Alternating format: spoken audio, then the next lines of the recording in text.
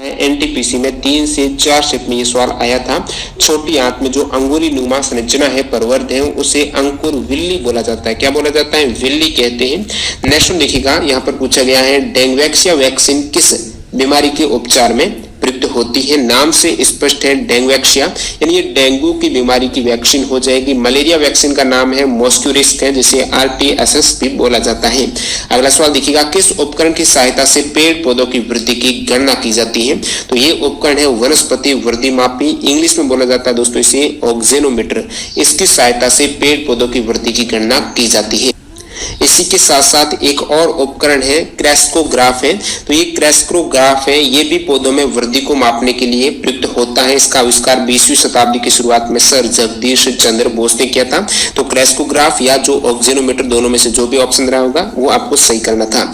Oxygen का संयोजन या जो बंधन होता है वो किसके साथ अधिक होता है? तो ऑक्सीजन का संयोजन है इनमें से यहाँ पर हीमोग्लोबिन के साथ अधिक होता है। देखिए जो ऑप्शन में मायोग्लोबिन रहा होगा तो इसकी जो एफिनिटी है वो ऑक्सीजन से भी ज्यादा होती है। किसके साथ? जो रक्त के साथ संयोजन होता है, ऑक्सीजन का संयोजन बंधन है वो हीमोग्लोबिन में, और साथ ही साथ जो मायोग्लोबिन है वो हीमोग्लोबिन से भी ज्यादा यहाँ पर ऑक्सीजन कनेक्ट होता है। तो यहाँ पर ऑप्शन के अकॉर्डिंग हीमोग्लोबिन। नेक्स्ट देखिएगा, प्रकाश का अपवर्तन किससे टकराने से होता है? तो प्रकाश की घनत्व तो रहता है जो ऑप्शन में दे रखा था ऑप्टिकल डेंसिटी, इसके टकराने से प्रकाश का अपवर्तन हो जाता है। अपवर्तन में होता क्या है? जैसे कि यहाँ पर दो अलग अलग माध्यम है, माध्यम में यहाँ पर घनत्व तो देखा जाता है, जैसे ये एक विरल माध्यम है और उसके बाद सघन माध्यम है। तो इनका घनत्व से ही ये माध्यम तय हो रहा है। तो इसका मतलब है जो ऑप्टिकल डेंसिटी है वो ही अपवर्तन के टकराने के बाद ये अपवर्तन होता है, और विरल से सघन में आ रही है तो ये प्रकाश किरण है वो अभिलंब के पास आ जाएगी, और सघन से विरल की ओर जा रही है तो अभिलंब से दूर हट जाएगी। अगला सवाल देखिएगा, गोलीय दर्पण के सेंटर पॉइंट को क्या कहा जाता है? जो गोलीय दर्पण है उसका जो सेंटर पॉइंट है, जैसे कि ये आपका दर्पण हो गया और ये जो सेंटर पॉइंट है इसे बोला जाता है ध्रुव, पोल बोला जाएगा इसे। और गोलीय दर्पण में वक्रता केंद्र है जो सेंटर ऑफ कर्वेचर है, ये दर्पण के खोखले गोले का केंद्र बिंदु होता है। जो वक्रता केंद्र रहेगा खोखले गोले का केंद्र बिंदु रहता है, और जो प्रिंसिपल अक्ष है ये वक्रता केंद्र और ध्रुव के बीच से होकर गुजरने वाली रेखा है, ये आपके मुख्य अक्ष हो जाएगी। नेक्स्ट देखिएगा, लैक्टिक अम्ल में कितने कार्बन होते हैं? लैक्टिक एसिड में 3 कार्बन होते हैं। लैक्टिक एसिड का फॉर्मूला है C3H6O3। हाइड्रोजन पूछ रहे तो 6 ऑक्सीजन होते हैं 3, ये लैक्टिक एसिड का फॉर्मूला है। ग्लूकोज में पूछा जाता है कितने कार्बन होते हैं? तो 6 यानी 6 कार्बन, H12 हाइड्रोजन और 6 ही ऑक्सीजन होते हैं। ध्वनि का संचरण किसमें नहीं होता है? निर्वात में ध्वनि का संचरण नहीं होता। बहुत बार एग्जाम पूछा जाता है ध्वनि का संचरण किस माध्यम में ज्यादा होता है? ठोस तरल गैस करके। तो ठोस में ध्वनि का संचरण है, स्पीड सबसे ज्यादा होगी, उसके बाद द्रव में, फिर सबसे कम गैस में। पृथ्वी पर किसी पिंड का द्रव्यमान 80 किलोग्राम है तो चंद्रमा पर कितना होने वाला है? तो द्रव्यमान है यहाँ पर चेंज नहीं होता, किसी भी ग्रह पर आप चले जाइए, चाहे पृथ्वी पर हो चंद्रमा पर हो, ये 80 किलोग्राम ही रहने वाला है। तो चेंज क्या होता है? चेंज होता है भार जो कि न्यूटन में रहता है, लेकिन ये किलोग्राम में यानी द्रव्यमान दे रखा है 80 किलोग्राम है, ये चंद्रमा पर भी रहने वाला है। चंद्रमा पर भार है वो पृथ्वी की भार का 1/6 हो जाता है। यहाँ पर यदि भार दिया होता तो आप 80 का 1/6 कर देते, जो चंद्रमा पर हो जाता। नेक्स्ट देखिएगा, यहाँ पर पूछा गया है पदार्थ की मात्रा का ऐसा यूनिट क्या है? तो पदार्थ की मात्रा का ऐसा यूनिट हो जाएगा मोल। क्या? मोल। विषाणु यानी वायरस जनित रोग कौन सा है? तो चेचक जो ऑप्शन में दे रखा था वो एक विषाणु जनित रोग है जिसे बड़ी माता स्मॉल पॉक्स बोला जाता है। और चेचक के टीके का जो आविष्कार किया था, काफी इंपोर्टेंट फैक्ट है, बहुत बार एग्जाम में आता है, वो चिकित्सक एडवर्ड जेनर के द्वारा किया गया था 1976 में चेचक के टीके का आविष्कार। जो आपके सवाल दे रखा था वायरस जनित रोग कौन सा, तो इसकी ट्रिक आपको पता होना चाहिए, बहुत बार बता चुका हूं मैं। रेखा हमें हिट करके पोइचे छोड़ गई। वैसे जो भी रोग से संबंधित एनटीपीसी में जितने भी सवाल पूछे गए थे इसका अलग से वीडियो बनाया हुआ आप प्लेलिस्ट में जाकर देख सकते हो, लिंक डिस्क्रिप्शन बॉक्स में है। तो वायरस जनित रोग है रेखा हमें हिट करके पोइचे छोड़ गए, यानी रेबीज हो गया, फिर खसरा है हमें यानी हर्पिस और मेनिंजाइटिस है हिट करके, हिट यानी हेपेटाइटिस एंड ट्रेकोमा, पोइचे छोड़ गई, पोइचे यानी पोलियो, एड्स है चेचक, छोड़ गई यानी छोटी माता, डेंगू, गलसौंद और इन्फ्लुएंजा। सहजीवी पौधा कौन सा है? तो सहजीवी पौधे की बात करें, लाइकेन और चना सहजीवी है, सेम और राइजोबियम के पौधे हैं, ये भी आपस में सहजीवी संबंध रखते हैं। सहजीवी पौधे एक साथ रहते हैं और एक दूसरे को आश्रय और पोषक तत्व है वो साझा करते हैं। सहजीवी पौधों को सहजीवन के रूप में भी जाना जाता है। लाइकेन में शैवाल और फंगी एक साथ रहते हैं और पोषक तत्वों को एक दूसरे से प्राप्त करते रहते हैं लाइकेन में। नेक्स्ट देखिएगा सेरीकल्चर किससे संबंधित है? तो जो सेरीकल्चर है ये रेशम के कीटों का पालन है, इसे रेशम कीट पालन या सेरीकल्चर बोला जाता है। सेब में होने वाला रोग कौन सा है? तो एप्पल में फायर ब्लाइट रोग हो जाता है। सूर्य की चमकीली सतह को क्या कहा जाता है? ये सवाल है एग्जाम में एनटीपीसी में 3 से 4 शिफ्ट में आया था। सूर्य की जो चमकीली सतह है उसे बोला जाता है क्या? फोटोस्फीयर। जो ग्लोविंग सरफेस ऑप्शन है जिसे फोटोस्फीयर बोला जाता है। फोटोस्फीयर के घटक की बात करूं भार के अकॉर्डिंग तो हाइड्रोजन का यहाँ पर सबसे अधिक योगदान है 73.46%, उसके बाद हीलियम 24.85%, फिर ऑक्सीजन और कार्बन है। अगला सवाल सापेक्षता का सिद्धांत किसने दिया है? तो सापेक्षवाद की थ्योरी है वो अल्बर्ट आइंस्टीन के द्वारा दी गई है। अल्बर्ट आइंस्टीन जिनको आधुनिक भौतिकी का पिता माना जाता है, तो सापेक्षवाद की थ्योरी है ये अल्बर्ट आइंस्टीन ने दी थी। नेक्स्ट देखिएगा रक्त परिसंचरण तंत्र का हिस्सा नहीं है, तो आपके ऑप्शन में था बड़ी आंत। रक्त परिसंचरण का जो हिस्सा है वो बड़ी आंत नहीं है, तो हिस्सा है कौन से रक्त परिसंचरण तंत्र के? तो धमनी है, आर्टरी है, वेन है, शिरा हो गई, ये सभी हार्ट है, कैपिलरीज है, ये भाग होते हैं रक्त परिसंचरण की। कौन सी अदिश राशि है? स्केलर क्वांटिटी का पूछा गया है। अदिश राशि की बात करें तो चाल, दूरी, द्रव्यमान, आयतन, समय, ताप, कार्य, विद्युत धारा, दाब, ऊर्जा, ये सभी अदिश राशियां हैं। एक बार फिर देख लीजिएगा, चाल, दूरी, द्रव्यमान, आयतन, समय, ताप, कार्य, विद्युत धारा, दाब, ऊर्जा अदिश है। सदिश की बात करूं, वेक्टर की बात करूं तो वेग, बल, संवेग, त्वरण हो गया, विस्थापन, रेखीय संवेग है, कोणीय वेग है, इसके अलावा कोणीय संवेग हो गया, चुंबकीय आघूर्ण, चाल प्रवणता, ताप प्रवणता, विद्युत द्विध्रुव आघूर्ण, विद्युत धारा घनत्व है। विद्युत धारा आपके यहाँ पर दे रखा है अदिश है, लेकिन सदिश आपके विद्युत धारा घनत्व है। नेक्स्ट देखिएगा किस नियम के अकॉर्डिंग नियत ताप पर गैस का आयतन दाब के व्युत्क्रमानुपाती होता है? तो ये बोयल का नियम से संबंधित पूछा था, आपको दे रखा था नियत ताप पर, ताप यहाँ पर कांस्टेंट है तो गैस का जो आयतन है वो दाब के व्युत्क्रमानुपाती होता है। मतलब आप दाब बढ़ाएंगे तो आयतन तो कम होना ही है, तो ये बोयल्स का नियम कहता है। इसके अलावा जो भी गैस के नियम से सवाल पूछे जाते हैं वो आपको पता होना चाहिए। चार्ल्स का नियम पूछा जाता है, एवोगाद्रो है, डाल्टन का नियम हो जाएगा, गैलुसाक का नियम, ये सभी मैं बता देता हूँ। देखिए चार्ल्स का नियम क्या कहता है? चार्ल्स के नियम में, बोयल के नियम में ताप स्थिर था और जो आयतन था वो दाब के व्युत्क्रमानुपाती। चार्ल्स का नियम है कि दाब आपको कांस्टेंट रखना है और गैस का द्रव्यमान है जैसे कि आयतन है, किसी गैस के द्रव्यमान का आयतन है वो तापमान के समानुपाती है। आयतन है ये तापमान के समानुपाती, यानी तापमान बढ़ेगा तो आयतन बढ़ेगा, यदि यहाँ पर दाब स्थिर रहे तो ये चार्ल्स का नियम कहता है। एवोगाद्रो का नियम क्या कहता है? एग्जाम में पूछा हुआ एनटीपीसी में कि समान ताप एवं दाब पर सभी गैसों में समान आयतन में अणुओं की संख्या भी समान होती है। जितनी भी गैसेज है जिसमें यदि समान ताप है, समान दाब है, तो सभी गैस में आयतन यदि समान रखा जाए तो उनमें अणुओं की संख्या भी समान होगी। डाल्टन का आंशिक दाब का नियम क्या कहता है? परस्पर क्रिया न करने वाली गैसों का कुल दाब है उन गैसों के आंशिक दाबों के योग के बराबर होता है। बात करूं गैलुसाक के नियम की, तो गैलुसाक का नियम बताता है यदि किसी भी गैस के आयतन को नियत रखा जाए, गैस का आयतन यहाँ पर नियत रखा जाए, तो किसी भी पदार्थ के जो आदर्श गैस का दाब है उसके ताप के समानुपाती होता है।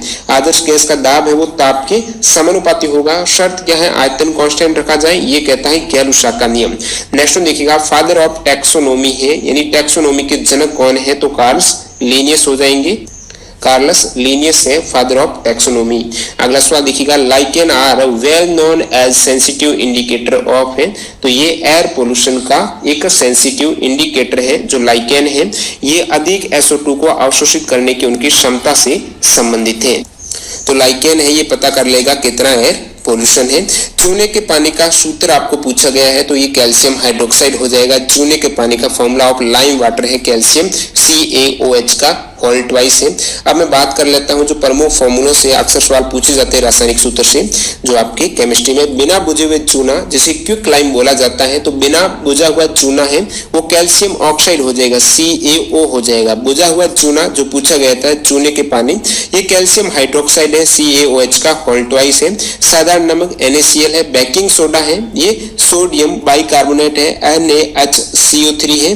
धावन सोडा है ये सोडियम कार्बोनेट है, Na2CO3.10H2O है। कास्टिक सोडा सोडियम हाइड्रोक्साइड है, NaOH हो जाएगा।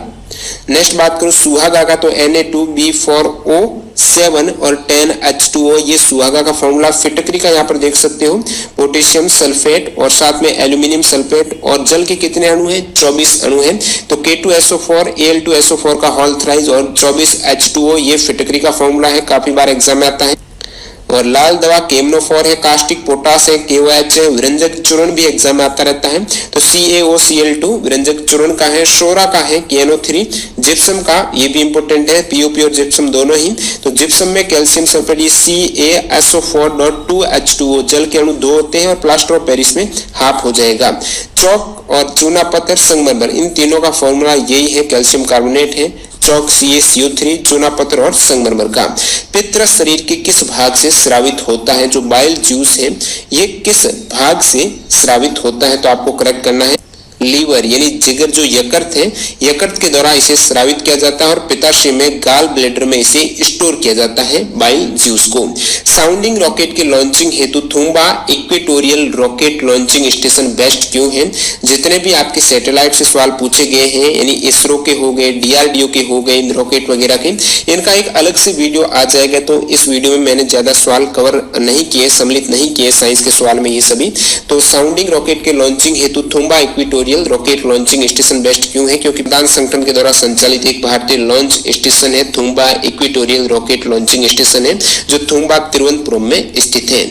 अगला सवाल देखिएगा, पूछा गया सर्वग्राही रक्त समूह कौन सा है? सर्वग्राही के केस में AB प्लस हो जाएगा, सर्वग्राही है, और ये AB पॉजिटिव हो जाएगा, जिसे यूनिवर्सल रिसिपिएंट बोला जाता है। O माइनस है, जो O नेगेटिव है, ये ब्लड ग्रुप बोला जाता है सर्वदाता, यूनिवर्सल डोनर है O नेगेटिव। नेक्स्ट देखिएगा, pH range of human body है, मानव शरीर का पीएच वैल्यू कितनी होती है? तो ह्यूमन बॉडी की जो पीएच वैल्यू है, जो ह्यूमन ब्लड की होती है, रक्त की होती है मानव शरीर की, वही ह्यूमन बॉडी की पीएच वैल्यू हो जाएगी 7.35 से लेकर ये 7.45 तक वेरी करती है ह्यूमन बॉडी की पीएच वैल्यू। अगला सवाल पूछा गया, नींबू के रस का पीएच मान, तो नींबू का, लेमन का पूछा है, तो 2.4 हो जाएगा नींबू के रस का पीएच वैल्यू। अब पीएच वैल्यू से संबंधित सारे पदार्थ अपन देख लेते हैं, जहां से अक्सर सवाल आ सकते हैं। एसिड रेन का जो अम्लीय वर्षा होती है, उसकी पीएच वैल्यू होती है, देखिए 7 से कम अम्लीय हो जाएगी, तो अम्लीय वर्षा की 2 से लेकर 5.6 तक। ह्यूमन यूरिन की, मूत्र की जो पीएच वैल्यू होती है, मानव मूत्र की, वो 6 होती है। विनेगर की, सिरका की 2.9 होती है, और जो सी वाटर है, समुद्र का पानी, 7.5 से 8.4, यानी ये क्षारीय होता है। और बात करूं यहाँ एमोनिया की, तो अमोनिया की पीएच वैल्यू है वो 10.6 से 11.6, मिल्क दूध की 6.5 से 6.7 होती है, बियर्स की 4.5 है, वाइन्स जो शराब है उनकी 2.8 से 3.8 होती है, टमाटर की 4 के आसपास, 4.5 कह सकते हो, ऑरेंज है इनकी 3.69 से 4.34 तक, एप्पल्स की 3.30 से 4 तक है, ग्रेप्स अंगूर की 2.9 से 3.82 तक है। पीएच स्केल की रेंज है वो 0 से लेकर 14 तक होती है। पीएच की फुल फॉर्म क्या है? तो ये हो जाएगी आपकी पोटेंशियल ऑफ हाइड्रोजन, या फिर इसे पावर ऑफ हाइड्रोजन भी बोला जाता है। विटामिन B1 की कमी से होने वाला रोग कौन सा है? तो B1 की कमी से हो जाएगा बेरी। जो भी विटामिन की कमी से रोग होते हैं मैं बता देता हूँ। A की कमी से रतौंधी व जीरोफथलेमिया रोग हो जाता है विटामिन A की कमी से। B कॉम्प्लेक्स में B1 की जो बेरी हो जाएगा। B6 और B12 की कमी से एनीमिया रोग हो जाता है, रुधिर की कमी। B6 और B12 एनीमिया रोग है। विटामिन C की कमी से स्कावी रोग, जिसमें मसूड़े फूल जाते हैं। D की कमी से रिकेट्स हो जाता है, सूखा रोग है। E की कमी से जनन शक्ति का कम होना। विटामिन K की कमी से रुधिर का स्राव होना, यानी थक्का नहीं बनता है। विटामिन B3 है वो त्वचा पर दाद होना इसकी कमी से। विटामिन B7 की कमी से लकवा और शरीर में दर्द।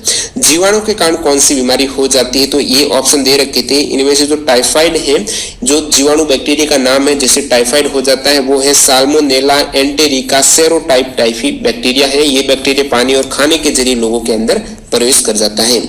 मायोपिया के उपचार में कौन सा लेंस प्रयोग किया जाता है? मायोपिया यानी निकट दृष्टि दोष की बात हो रही है, तो निकट दृष्टि दोष में जो अवतल लेंस है, कॉनकेव लेंस है, इसका प्रयोग किया जाता है। और निकट दृष्टि दोष है, नाम का उल्टा होता है इसमें। निकट दृष्टि दोष यानी यहाँ पर दूर की वस्तुओं को स्पष्ट रूप से देखने में क्या होगी? कठिनाई होगी। निकट की वस्तु आप स्पष्ट रूप से देख सकते हो। इसके उल्टा बात करूं दूरदृष्टि दोष की, तो उसके उपचार में उत्तल लेंस का प्रयोग किया जाता है। नेक्स्ट में देखिएगा ब्रायोफाइट वर्ग का पौधा कौन सा है, तो ब्रायोफाइट वर्ग के पौधों के उदाहरण की बात करूं तो मोसेस, हॉर्नवर्ट, लीवरवर्ट, ये सभी ब्रायोफाइट वर्ग के पौधे हो जाते हैं। इसके अंतर्गत है मार्केंसिया, लिक्सिया है, नोटोथाइलस है, एंथेसिरोस है, मॉस है, ये इसी के अंतर्गत आ जाते हैं। नेक्स्ट वन 1/4 ओम के 4 प्रतिरोध को जोड़ने पर कुल प्रतिरोध कितना होगा। अब प्रतिरोध कौन से क्रम में जोड़ा जा रहा है, जैसे कि श्रेणी क्रम की बात करूं तो डायरेक्ट ऐड करेंगे आप 1/4 के, ये 4 प्रतिरोध हैं तो इसको मैं डायरेक्ट ऐड करूंगा तो ये 4/4 यानी 1 हो जाएगा। इसी के उल्टा मैं समानांतर क्रम की बात करूं तो आप इसको ऐड करेंगे 1/r के रूप में, जो 1/4 दे रखा है, और इसको मैं 1/r करूंगा, यानी ये r के स्थान पर 1/4 करूंगा तो ये हो जाएगा 4, और उसके बाद इसी प्रकार सभी 1/r है तो 4 + 4 + 4 है। तो यहाँ पर जो समानांतर क्रम में 1/r की वैल्यू आ गई वो आ गई 16। ध्यान रखना यहाँ पर जो 16 है ये r की वैल्यू नहीं है, ये 1/r की वैल्यू है। r की वैल्यू के लिए आपको उल्टा करना पड़ेगा 1/16। तो श्रेणी क्रम में आपको डायरेक्ट ऐड करना है जो भी प्रतिरोध दे रखा है, और समानांतर क्रम में उल्टा करना है। जैसे कि यहाँ पर प्रतिरोध 4 दिया होता तो आप क्या करते 1/4 को 4 बार ऐड करते और इसमें डायरेक्टली आप 4 को ही ऐड करते। देखिएगा अगला सवाल, बिग बैंग सिद्धांत किसने दिया था, जॉर्ज लेमेत्रे ने दिया था 1927 में। ये जो सिद्धांत है वो सृष्टि की रचना से संबंधित है, बिग बैंग थ्योरी। कौन सी मेटलॉइड है यानी उपधातु कौन सी है, तो उपधातु की बात करें तो boron, silicon, germanium, arsenic, antimony, tellurium और पोलोनियम, ये सभी उपधातु है, मेटलॉइड है। पॉलीथीन किससे मिलकर बना होता है, पॉलीथीन है ये एथिलीन से मिलकर बना होता है। एथिलीन का बहुलीकरण किया जाता है, और एथिलीन का जो इसका केमिकल फॉर्मूला है पॉलीथीन का वो है C2H4 का, यहाँ पर N यानी ये बहुत सारे इसके एथिलीन के अणु जुड़े होते हैं। तो ये एथिलीन का बहुलीकरण से प्राप्त किया जाता है।